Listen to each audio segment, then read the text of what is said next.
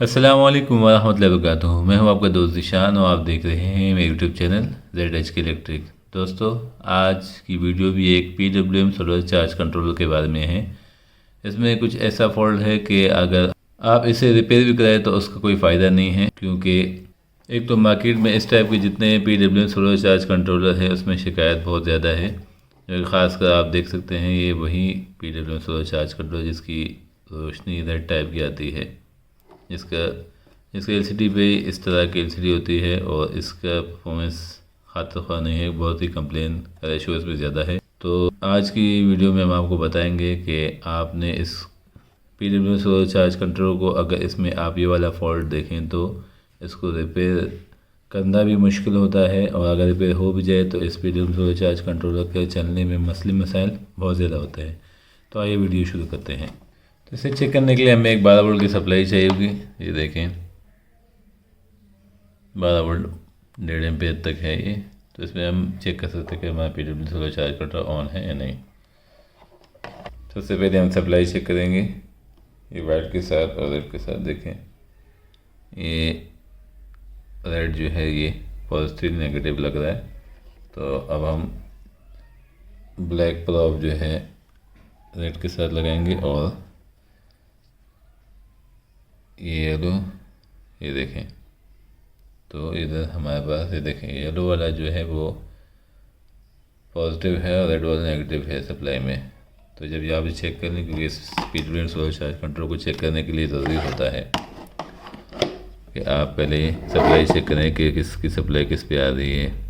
तो हम वैसे ही नॉर्मली यहाँ चेक लगा के देखते हैं। रेड को हम माइनस के साथ लगाएंगे, क्योंकि आपने देखा मीटर पे कि ये देखें बिल्कुल डेड है, कोई साइन नहीं है। तो इसको हम खोल के देखते हैं अभी।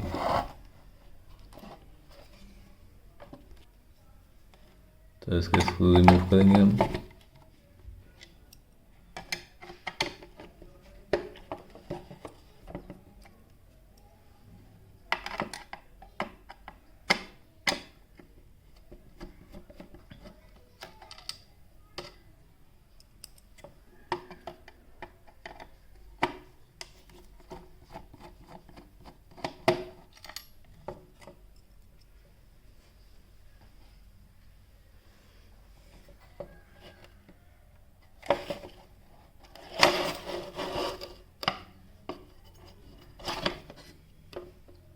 ये देखें ये इसका सर्किट आ गया।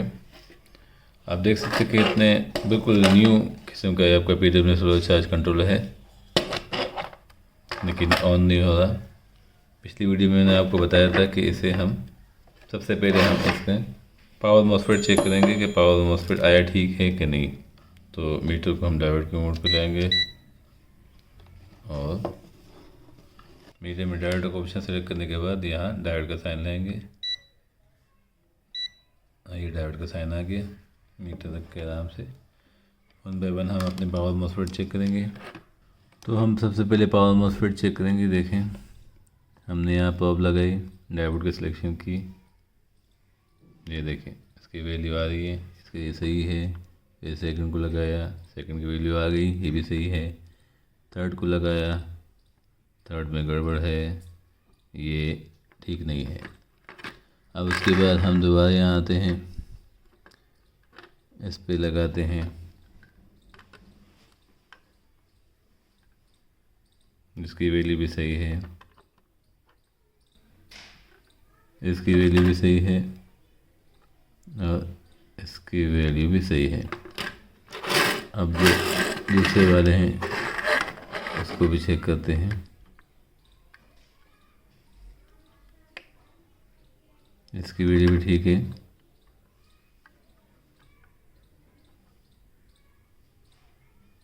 इसकी वैल्यू भी ठीक है,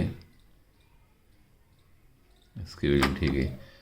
अब हमने यहाँ मीटर की मदद से पाया कि हमारे पास ये एक मॉसफेट ख़राब है। ठीक है, आप समझ रहे होंगे कि हमें अपना फॉल्ट मिल गया है, लेकिन ऐसा नहीं है। उसकी वजह ये है कि ये जो PWM सोलर चार्ज कंट्रोलर है ये शॉर्ट सर्किट की वजह से उड़ा है। अब जब हम यहाँ घुमाएंगे तो आप गौर करेंगे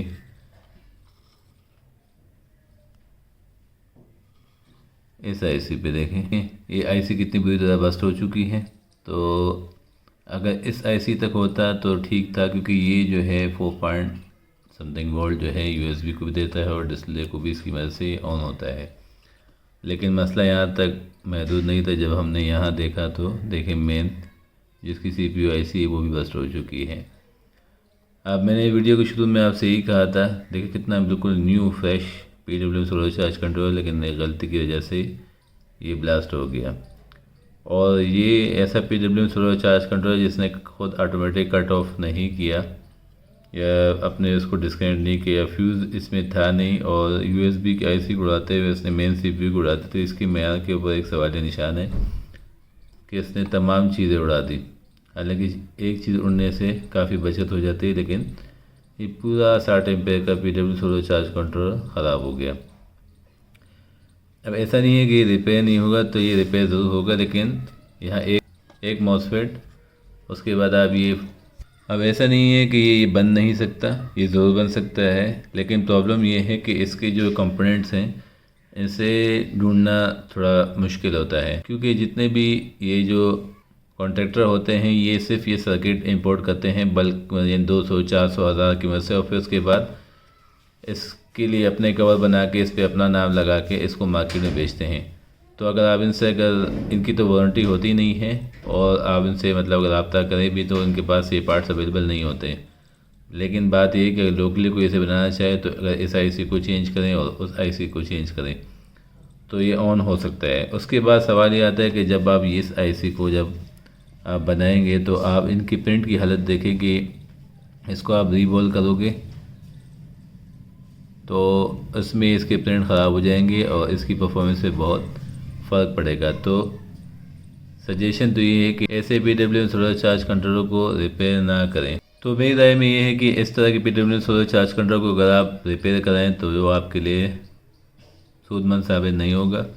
दूसरा, इस PWM सोलर चार्ज कंट्रोलर में फ़िक्स सॉफ्टवेयर है, जैसे कि आप सिर्फ 2 बटन देख सकते हैं, इसमें ऑन ऑफ है और बाकी जो है इसके मूड्स के ऊपर है। हमें वो वाला PWM सोलर चार्ज कंट्रोलर चाहिए जिसमें हम वोल्टेज सेलेक्ट कर सकें, जैसे बैटरी के डीप डिस्चार्ज के और बैटरी के कट ऑफ के सिलेक्शन कर सकें। ऐसा PWM सोलर चार्ज कंट्रोलर जिसके अंदर हम जो है अपनी मर्ज़ी का टाइम सेट कर सकें, जिसमें हम अपने लोड को अपने मर्ज़ी के हिसाब से उस टाइम पे ऑन ऑफ कर सकें।